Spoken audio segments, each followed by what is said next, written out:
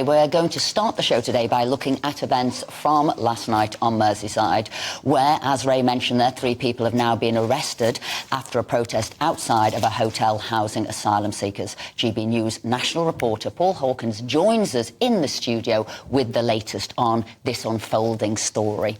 Yeah, so let's just try and piece together what happened last night. So police called at 6:30 to the Suites Hotel in the Ribblers Lane area of Knowsley to what they describe as an initially peaceful protest. These protesters, and according to eyewitnesses, there were hundreds of them, had gathered after they'd heard what were described as claims about the behaviour of some asylum seekers staying in the hotel towards young girls. These are just claims. We haven't been able to verify those, but there was a protest nonetheless, and it started peacefully.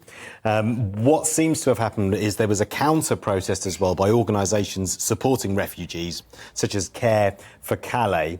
Now, their founder, Claire Mosley, is reported to have described it as a war zone, so that she was shocked and shaken to see hundreds of what she described as far-right protesters who were organised and violent, in her words, breaking through police lines around 8:15. There were missiles thrown at the police. A police van was set on fire. We're talking about things like bottles, paving stones, rocks and sticks that were thrown at the police, which you can see pictures of.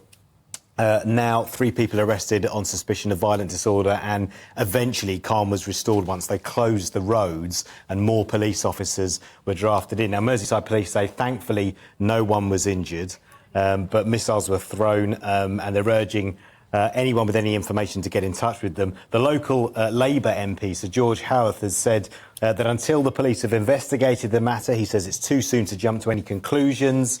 The effort on the part of some to inflame the situation is emphatically wrong, and both he and Councillor Graham Morgan, the leader of Knowsley Council, have said that these kind of people protesting do not represent the community. He says he's deeply saddened by what he's seen, and Councillor Graham Morgan also saying, the leader of the council, this kind of behaviour is not welcome here, and mindless acts of a small minority destroy our community spirit and willingness to support others when in need. The claim there from Care for Calais, where the founder there was saying it was far right, is there any sort of verification of that? Is that true as well? Just like we don't know what sparked the incident? I mean, this is inflaming the situation by suggesting who it was who started it as well. Yeah, we don't know for certain that they are far right, because only 3 people have been arrested, and the police are making further lines of inquiry as to what exactly happened. So we're still trying to establish the facts. But the claim is that they were far right protesters. The claim is that these asylum seekers did something. There's a lot of hearsay here, and there's very little truth going around. So it's difficult to get to the nub of what's happening yet, and that's what the police will be trying to establish.